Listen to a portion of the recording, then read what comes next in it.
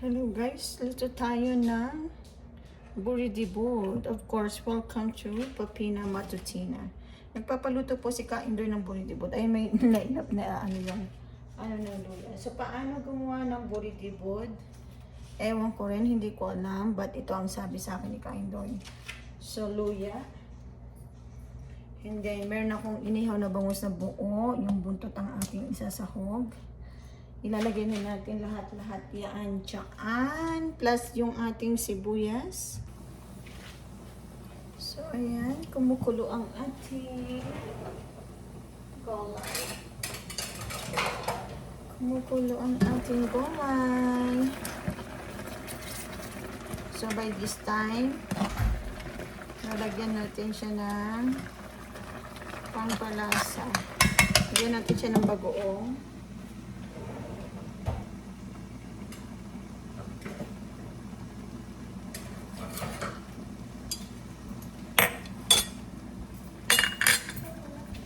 Luto ako ng gulay.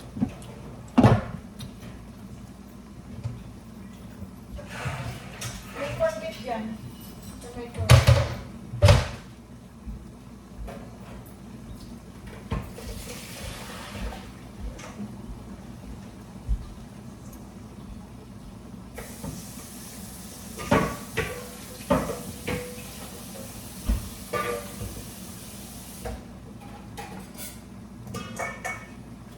Lalagyan natin siya ng bagoong.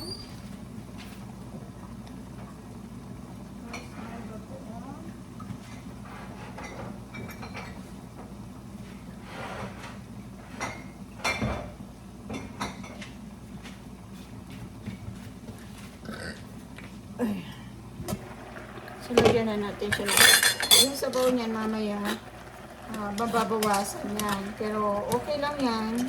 Kasi pag nilagay natin yung gulay, magtutubig pa rin yung gulay. So, ayaw natin siyang parang, alam yun, lumalangoy sa sabaw. So, nilagyan na natin siya ng bagoong. Nilagyan ko na rin po yan ng MSG. Hindi na po kami gumagamit ngayon ng magic sarap kasi sabi nila, mas healthy daw po ang MSG kaysa sa magic sarap. Yan po ay sabi ng aming doktor.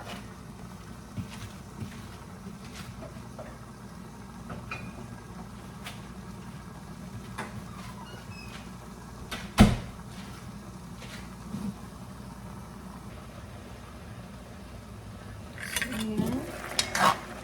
Kumulo na siya ng may bagoong. Ayan.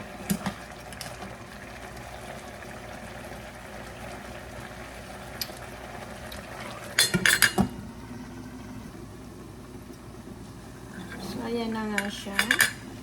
Lagyan na natin yung ating kamote. Ayan ang ating kamote. Lagyan na natin yung ating mga gulay. Bago pa siya matuyo. Ayan, kamote. Kasi yan yung pinakamatigas. At syempre, okay lang na lumambot yung kamote. Gusto. Wag lang itong ating mga malunggay, talong o ano man. So, ayan. So, ayan po. Ang ginawa ko, nilagyan natin ng konting tubig, yung luya, yung inihaw na bangus, kamatis, and then pinakuluan natin siya. After natin mapakuluan, nilagyan natin ng bagoong. Then, pinakuluan natin siya ulit para ba maluto yung ating bagoong. So, ayan. Nilagyan na rin natin siya kanina ng MSG. So, ayan na ang ating mga gulay. Inuna ko yung ating kamote. Kasunod natin ang ating talong. Konti lang yung ating talong. Tayo pong palagyan ni Kaindoy ng ewan ko bakit tayo. Hindi ko nilagyan natin. So, ayan. Antayin lang natin kumulo pa yan at maluto yung ating mga gulay. Takpan natin ulit.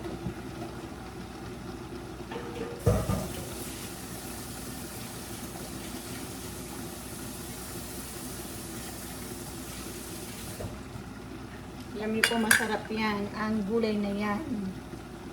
Healthy ba? Healthy ba? Healthy.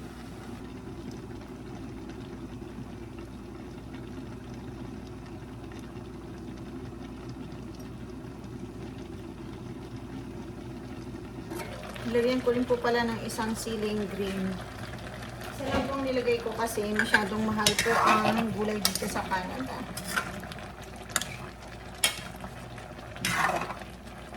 Ayun lang natin.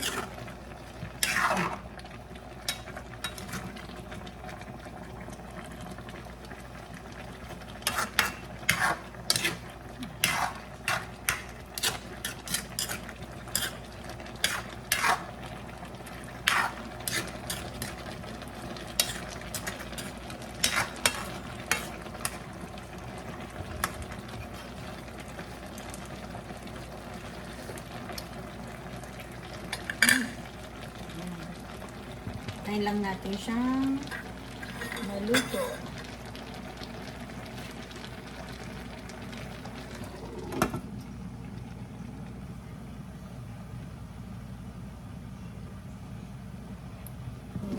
Tingnan natin kung luto na ang ating malunggay.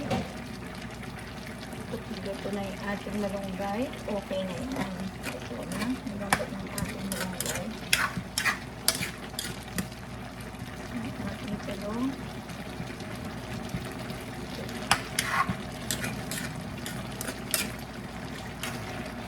Ayan.